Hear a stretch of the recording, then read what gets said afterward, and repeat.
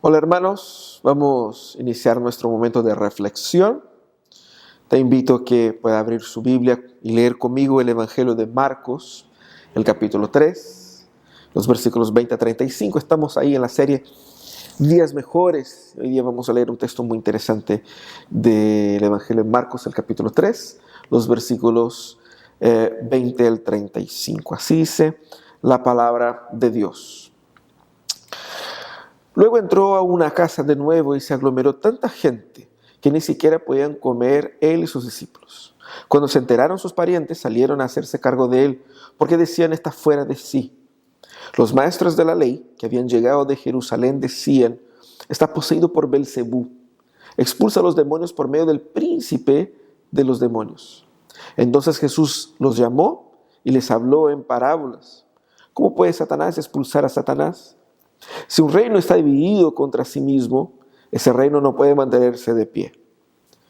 Y si una familia está dividida contra sí misma, esa familia no puede mantenerse en pie. Igualmente, si Satanás se levanta contra sí mismo y se divide, no puede mantenerse en pie, sino que ha llegado su fin. Ahora bien, nadie puede entrar en la casa de alguien fuerte y arrebatarle sus bienes, a menos que primero lo ate. Solo entonces podrá robar su casa. Les aseguro que todos los pecados y blasfemias se les perdonarán a todos por igual, excepto a quien blasfeme contra el Espíritu Santo. Este no tendrá perdón jamás y es culpable de pecado eterno. Es que ellos habían dicho: tiene espíritu maligno. En eso llegaron la madre y los hermanos de Jesús y se quedaron afuera y enviaron a alguien a llamarlo. Pues había mucha gente sentada alrededor de él. Mira, tu madre y tus hermanos están afuera y te buscan, le dijeron. ¿Quiénes son mi madre y mis hermanos?, replicó Jesús. Luego echó una mirada a los que estaban sentados alrededor de él y añadió: aquí tienen a mi madre y a mis hermanos. Cualquiera que hace la voluntad de Dios es mi hermano, mi hermana y mi madre. Oremos al Señor una vez más. Señor amado, estamos con tu palabra abierta delante de nosotros y te pedimos tu dirección, tu instrucción. Habla a nuestros corazones en esta mañana en el nombre poderoso de Jesús. Amén. Hermanos, el tema de hoy, el texto de hoy más bien, es un texto muy interesante porque muestra a Jesús enfrentando un grupo de personas o dos grupos de personas que levantaban calumnias contra él. Nosotros vamos en ese texto a analizar estos dos grupos, el grupo de los que odiaban a Jesús, el grupo de los familiares de Jesús que pensaba que él estaba loco. Pero te invito a que utilice la guía que hemos elaborado para acompañar los mensajes. Usted puede descargar, está en las anotaciones aquí del video. Usted puede descargar esto y junto a su familia ir completando con el texto, el tema del mensaje, los puntos, para que pueda aprender a profundizar un poco más de lo que vamos hablando aquí y ir profundizando sus conocimientos también en el Evangelio de Marcos. Ese texto de Marcos es un texto muy interesante porque trae algunos elementos que nosotros no siempre nos atentamos. Jesús fue objeto en aquella época de las fake news. Los fariseos habían levantado, los maestros de la ley, los teólogos de la época habían levantado mentiras contra Jesús. Tenemos en nuestros días eso, ¿no? Las noticias falsas, las fake news. Tenemos en nuestros días lo que también se llama la destrucción de reputación, de gente que a través de las redes sociales trata por destruir la reputación de otras para con eso construir una narrativa y ganar, sacar provecho encima de la destrucción de la reputación ajena. También tenemos lo que son los famosos haters, ¿no es cierto? Aquellas personas que odian y que manifiestan su odio a través de las redes sociales. Bueno, Jesús tenía sus propios haters y ellos habían elaborado sus propias fake news contra Jesús. Y es muy interesante entender la manera como Jesús responde a eso. ¿Por qué? Porque ¿quién controla la narrativa? Controla a las personas. Personas que inventan noticias equivocadas o falsas. personas que difaman en las redes sociales o en la vida real. Ellos buscan control, y era eso lo que estos dos grupos, tanto los teólogos de Jerusalén, los maestros de la ley, como también la propia familia de Jesús, quería por sobre Jesús. Qué interesante, en ese texto se unen dos eventos. Los familiares de Jesús que querían sacar a Jesús de lo que estaba haciendo, y aquellos que vinieron de Jerusalén para acusar a Jesús o para difamar a Jesús. Esas dos historias se interrelacionan y surgen de esas dos historias dos temas interesantes. Uno es el tema del pecado contra el Espíritu Santo, y el otro el tema es de la respuesta de Jesús a su familia. Lo que vamos a hacer en esta mañana es ver cómo Jesús responde a estos dos grupos, y cómo el tercer grupo, el grupo de los discípulos de Jesús, el grupo extendido de discípulos de Jesús, cómo ellos son exhortados, alimentados, instruidos por la forma como Jesús responde a las personas que se oponían al ministerio de Jesús. Lo primero que vemos en ese texto, para responder a la pregunta cómo Jesús responde a cada uno de esos grupos, vamos al primer grupo, y el primer grupo que vamos a ver, el grupo de los que odiaban a Jesús, que es el grupo de los maestros de la ley, los teólogos. ¿Quién eran ellos? Era un grupo de hombres que eran especializados en la teología judía, que habían descendido desde Jerusalén, es decir, ellos habían salido de la ciudad de Jerusalén para ir a Galilea, no solamente para ver a Jesús o para confirmar algo, sino que para afirmar a las personas que estaban ahí que lo que decía Jesús y lo que hacía Jesús era producto de la obra de Satanás. Esa era la teoría que ellos habían alimentado. Esa era la nueva explicación teológica por parte de ellos de lo que Jesús estaba haciendo. Entonces, la acusación básicamente era: Jesús expulsa a los demonios porque él mismo está poseído por Beelzebú, que es un nombre que tiene mucha discusión sobre el origen de este nombre, pero es un nombre que hace referencia a una divinidad del Antiguo Testamento, y cuento corto, ellos estaban hablando de Satanás. Él expulsa a los demonios por medio del propio Satanás. Esa era la acusación. Pero interesante la forma como acusan a Jesús. Ellos no acusan a Jesús directamente, así como que: ya Jesús, reunámonos acá, tenemos que conversar sobre un tema aquí. No, ellos empiezan a difamar a Jesús. No existían redes sociales, entonces ellos tenían que ir hasta allá, ¿no? Y estando ahí, ellos decían eso a la gente. Ellos trataban de dar a la gente una otra explicación, una otra versión sobre quién era Jesús. ¿Y qué hace Jesús entonces? Jesús los llama. Literalmente eso es lo que dice ahí el versículo 23, que dice: entonces Jesús los llamó.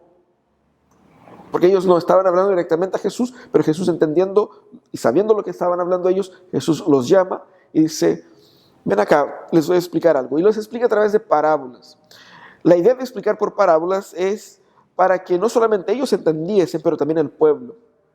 Jesús estaba hablando hacia una multitud, entonces él quería que el pueblo entendiese. ¿Qué es lo que hace Jesús? Jesús responde utilizando tres elementos: refutación, explicación y exhortación. ¿Cómo Jesús los refuta? Primeramente mostrando que el argumento de ellos no tenía cualquier lógica. Él dice: mira esas parábolas. Si yo tengo un reino y ese reino está dividido en contra sí mismo, ese reino no prospera. Ese reino será destruido. Una familia que está dividida entre sí, ella se autodestruye. Por lo tanto, la idea esa de que Satanás está atacando a Satanás mismo, quiere decir que Satanás se está autodestruyendo. Él se está sabotando. ¿Ustedes creen eso? Esa era la propuesta de Jesús. Seguramente ellos no podían decir: no, sí, yo creo que Satanás se está atacando a sí mismo. Porque no tiene lógica. Y es muy interesante la manera como Jesús refuta. Pese a que él dedica varios versículos para refutar eso, Jesús refuta mostrando lo ilógico que era. Es interesante que Jesús utilice un argumento lógico para explicar lo que él está haciendo, porque muchos piensan que lo que hace Jesús no es necesario ser entendido racionalmente, pero no, Jesús explica con peras y manzanas que todo lo que ellos pensaban, esa nueva teología que ellos habían inventado para explicar las obras de Jesús, no tenía sentido alguno. Lo segundo que hace Jesús es explicarles a ellos, en el versículo 27, cuál es la real posición entre Satanás y Jesús. ¿Qué es lo que Jesús realmente está haciendo en contra de Satanás? Jesús se pone en una metáfora muy interesante. Jesús dice, el versículo 27, ahora bien, nadie puede entrar en la casa de alguien fuerte y arrebatarle sus bienes, a menos que primero lo ate. Solo entonces podrá robar la casa. Lo que dice Jesús es, Él está atacando al dominio de Satanás. El reino de Dios ha llegado y el reino de Dios se ha instaurado. Eso es lo que predicaba Jesús. El reino de Dios ha llegado. Él vino para poner en libertad a los cautivos, para dar vista a los ciegos, para hacer con que los cojos caminen. Ese es el ministerio de Jesús, atacando, desvalijando los dominios de Satanás por sobre la raza humana. Y lo tiene atado, porque muestra la naturaleza del poder de Jesús, que es superior al poder de Satanás. No solamente es superior en ese periodo en el cual vivimos, pero se manifiesta victorioso totalmente. Porque lo que Jesús efectuaría en la cruz sería la derrota total de Satanás, que se consumará en su segunda venida. Por lo tanto, Jesús está apuntando a la naturaleza victoriosa de su ministerio. Él vino para atacar a Satanás y no para unirse a él, o no vino a nombre de él. Los mismísimos demonios salían de las personas temiendo las palabras de Jesús. Jesús entonces explica que Él es más poderoso que Satanás, por eso lo tiene atado y dominado. Jesús muestra que su ministerio viene a poner en libertad a los cautivos. Y Jesús muestra que su ministerio apunta hacia una completa realización futura de victoria por sobre el dominio maligno de Satanás por sobre las personas. Eso es lo que Él explica en el versículo 27 y termina Jesús en su exhortación a los maestros de la ley, a los discípulos que estaban ahí, con unas palabras muy interesantes en los versículos 28 a 30. Primeramente, Él hace una declaración solemne. Las palabras en hebreo sería amén, amén, o en griego diría yo, amén, amén, es decir, en verdad os digo. Que sería una expresión que antecede una declaración solemne. Eso es lo que Jesús afirma aquí. ¿Qué declaración solemne es esa?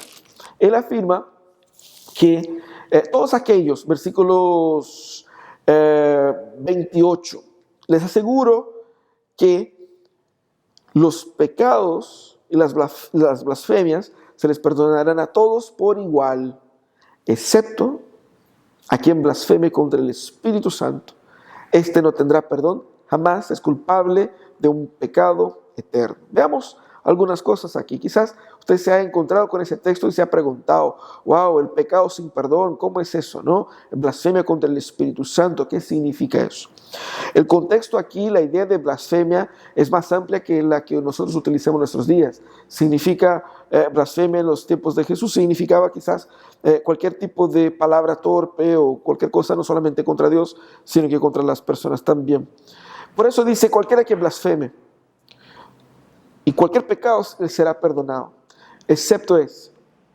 ¿Qué vendría a ser ese pecado contra el Espíritu Santo? Ese pecado contra el Espíritu Santo, más que una acción, es una postura. Más que un evento o una palabra que yo hablé, un pensamiento que yo tuve, es una postura endurecida del corazón. Fíjense ustedes que los mismos discípulos, el propio Pedro lo negó, y lo negó maldiciendo a la gente.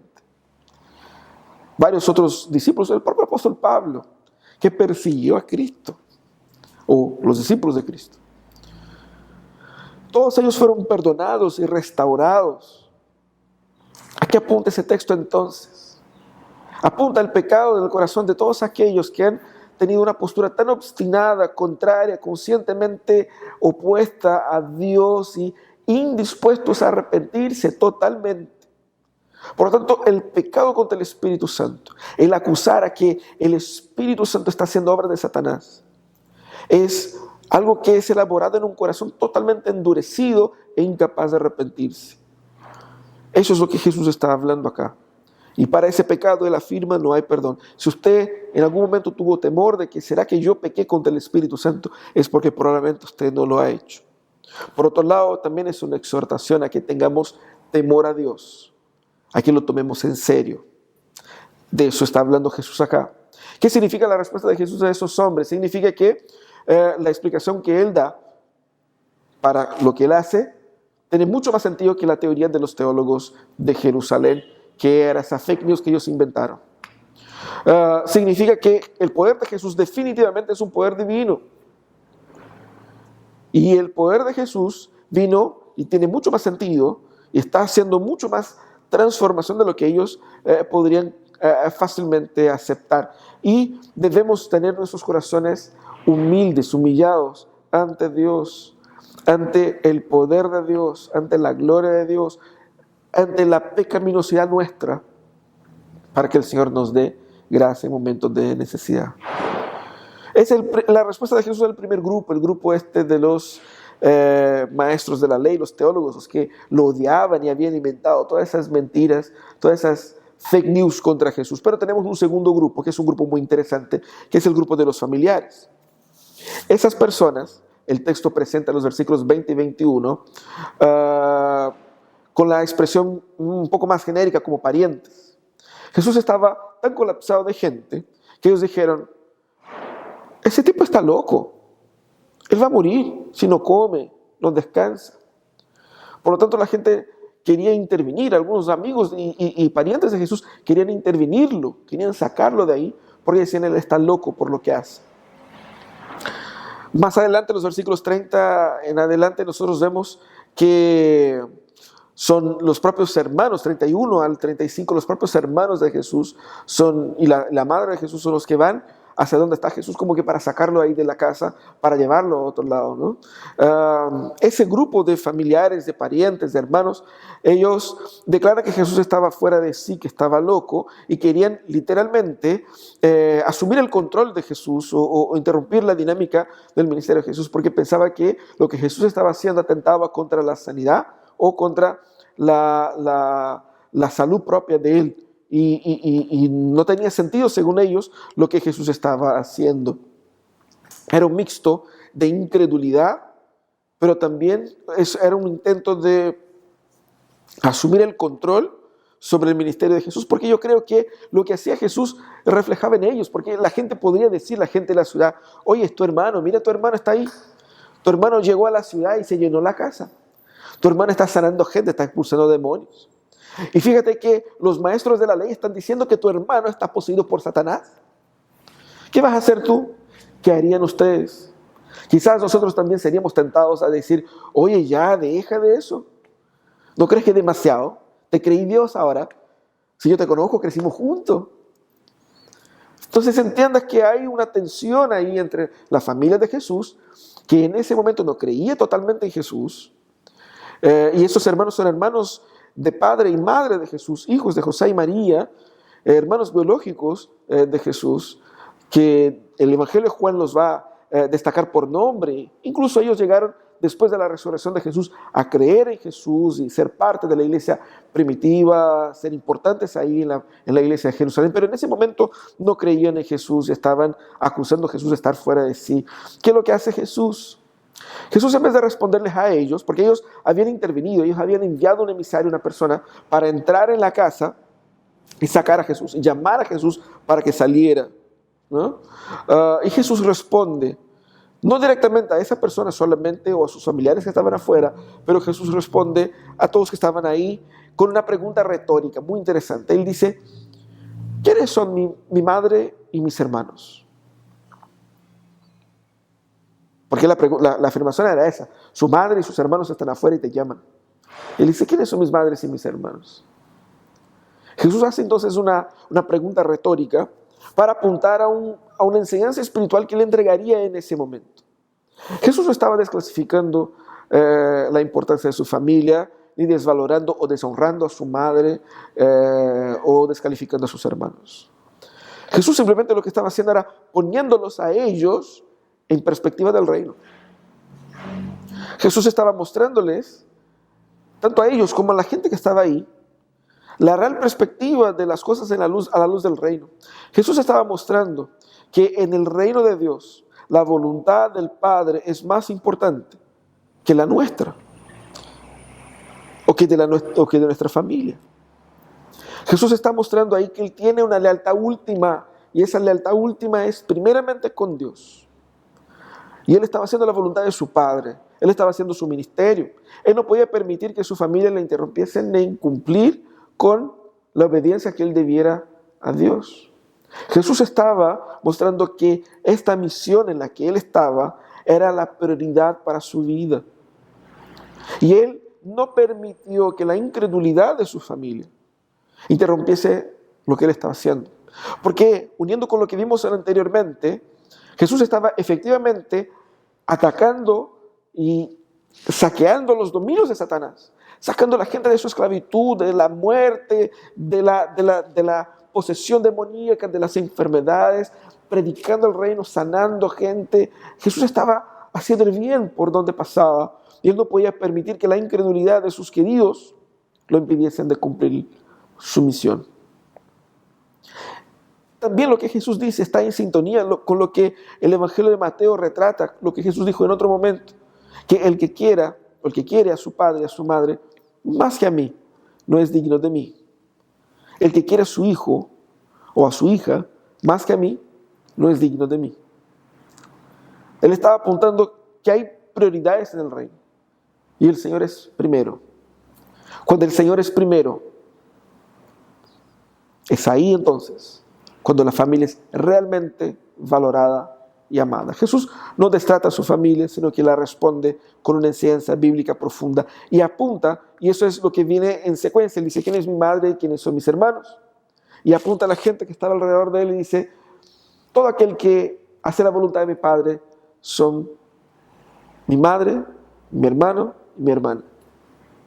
Él apunta a una realidad del reino en que nosotros somos unidos a la familia de Jesús por obediencia a la voluntad de Dios.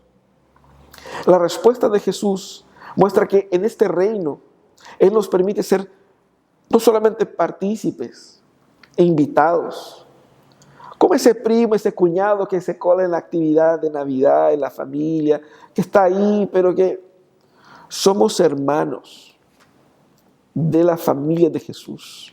El reino produce y nos entrega una nueva identidad, un nuevo pertenecimiento. Eso es lo que experimentamos como iglesia, aunque estamos separados por las distancias necesarias en ese momento de cuarentena total, incluso aquí en el Mar, Valparaíso. Nosotros estamos unidos en esta familia de Jesús, y en esta familia somos hermanos, no advenedizos. Esa es una verdad que Él conquistó con su sangre. Que la victoria de Jesús en la cruz, la derrota de Satanás en la cruz, garantiza para nosotros ese pertenecimiento. Somos suyos en ese nivel. Así que la respuesta de Jesús es una respuesta que muestra la gracia de Dios también para nosotros. No tener el apoyo de su familia no significa que Jesús no tenía autoridad, sino que la autoridad de Jesús está confirmada por la autoridad del mismísimo Padre. Pero también la no comprensión de ellos no impidió a Jesús de cumplir con su objetivo. Y Jesús utiliza esa incomprensión. Jesús utiliza esa falencia en entender quién es Cristo mismo para enseñar a los demás sobre aspectos profundos del reino de Dios. Bueno, hay un tercer grupo, ya caminando a nuestra aplicación de todo eso, que es el grupo de los que lo seguían. Los discípulos de Jesús, las multitudes que estaban ahí en esta casa. Ellos escucharon la respuesta de Jesús a los que lo odiaban y la respuesta de Jesús a los que no le entendían. ¿Qué es lo que Jesús estaba enseñando a ellos? Ellos estaban más bien pasivos en todo eso, solo mirando, ¿no? Cómo Jesús respondía a todo eso. Jesús muestra que esa autoridad con la cual Él enseña, con la cual Él expulsa a los demonios, con la cual Él sana, es una autoridad divina. Jesús expulsa a los demonios en el poder victorioso de Jehová. Jesús también muestra que esta misión, la misión de Cristo, la misión del Mesías, es de sacarnos del poder maligno de Satanás. Y lo está haciendo. Como él mismo dijo, cumpliendo el texto allá de Isaías, él vino para poner en libertad a los cautivos. Eso es lo que Jesús hace. Jesús también da a la gente un mensaje claro de que Él es más poderoso que Satanás y finalmente lo derrotará. Jesús muestra también que ese reino al cual Él viene a establecer, ese reino demanda de todos nosotros un corazón postrado, humillado ante el poder de Dios. Nosotros debemos entender eso. Nosotros debemos tener un corazón humillado ante Dios para experimentar la gracia de Jesús en nuestras vidas. Dios exige entrega total. Dios exige obediencia total. Incluso cuando nosotros somos, por inducción de otros, llamados a desvirtuarnos de nuestro llamado, Jesús nos llama a una obediencia completa. Nosotros aprendemos con Jesús también que al obedecer a Jesús disfrutamos de esta nueva familia. Es muy interesante lo que dice él al final del texto, porque él dice algo hermoso. Dice: cualquiera que haga la voluntad de mi Padre es mi hermano, mi hermana y mi madre. Cualquiera, por lo tanto, está abierto a todos. Que hace la voluntad de mi Padre. Está hablando de aquellos que fueron tocados por el Espíritu Santo y son habilitados a poder obedecer a Jesús, a querer a Jesús, a poder seguir sus caminos. Esta es mi Padre, esa es mi madre, mi hermano y mis hermanas. Es decir, somos familia de Jesús. El nivel de intimidad que vamos a tener con Jesús es único y es especial. ¿Qué es lo que podemos aprender y aplicar a nuestras vidas en ese texto? Primero, para entender a Jesús, yo tengo que escuchar de Jesús su definición de quién es Él y no formular yo mismo mis teorías sobre Él. Quizás usted puede haber tenido muchas teorías sobre quién es Jesús. Incluso muchos cristianos viejos de la iglesia han formulado teorías poco bíblicas sobre la persona de Jesús. Mi desafío para ti en esta mañana es que vayamos a la palabra y aprendamos en la palabra quién es Jesús. Lo segundo, cuando nosotros entendemos realmente quién Cristo es, la naturaleza de su poder, podemos disfrutar de los beneficios de su victoria. Todas las amarras de la muerte son deshechas ante Cristo. ¿Cuántos de nosotros están luchando con dramas profundos, pecados arraigados, adicciones, problemas graves en la familia, en el corazón? Entrega sus problemas a Jesús, porque la muerte fue derrotada por Él. Él vino para poner en libertad a los cautivos. Y yo no sé cuál es la cosa o la circunstancia que Satanás tiene amarrado ahí a ti en ese momento, haciéndote pensar un montón de tonteras. Y ven a Jesús, porque Jesús lo derrotó en la cruz. Pero por fin, cuando vamos a Jesús, cuando disfrutamos de Jesús, podemos aprender con Jesús de que nosotros somos una nueva familia. Jesús no nos acepta como alguien que se coló. Jesús nos hace hermanos de Él, partícipes de su propio pueblo. Y es en la calidad de discípulos de Jesús que somos hechos también hijos de Dios. Él nos adopta. Él nos da los beneficios conquistados por el mérito de su victoria. Él nos hace su pueblo, su familia. Vamos a orar en ese momento. Vamos a pedir que la gracia del Señor nos dé un nuevo aliento para esa semana que se inicia. Vamos a pedir que el Señor nos dé la perspectiva correcta de quién es Jesús, la fe verdadera en Jesús, corazones blandos y no endurecidos, para amarle a Él, para postrarse ante Él. Oremos al Señor. Cierra tus ojos.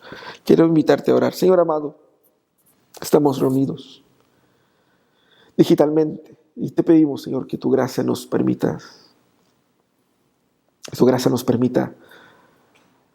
tener una real experiencia con el Jesús verdadero, no con las teorías mentirosas sobre la identidad de Jesús,